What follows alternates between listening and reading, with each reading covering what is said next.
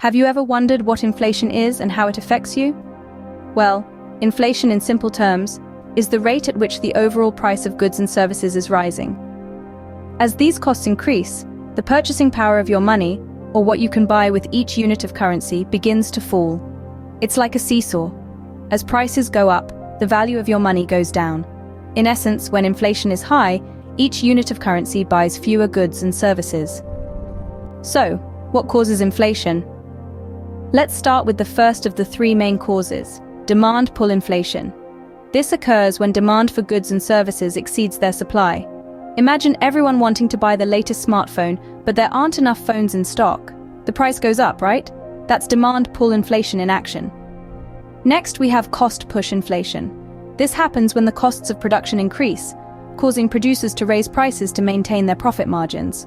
For instance, if the price of oil goes up, it costs more to transport goods, and this cost is passed on to consumers. Lastly, there's built-in inflation. This is inflation that's expected to occur, often because of past experiences.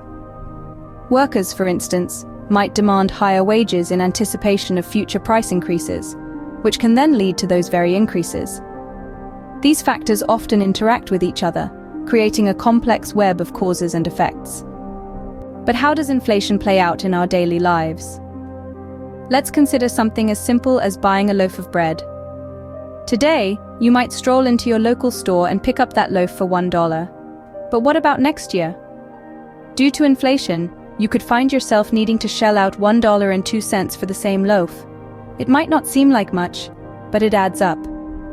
That's a simple example of how inflation reduces your purchasing power over time. Can we do something to stop inflation? The answer is yes, but it's not as simple as flicking a switch. Central banks, the maestros of money, often manage inflation through monetary policy, adjusting interest rates and controlling the money supply. It's like walking a tightrope. Too much inflation can destabilize an economy, while a little bit can stimulate growth. So, it's less about stopping inflation in its tracks, and more about maintaining a delicate equilibrium. So, managing inflation is more about balance rather than stopping it entirely. In conclusion, we've learned that inflation is a rise in general price levels over time. It's primarily caused by three factors: increased demand, increased cost of production, and expansion of the money supply.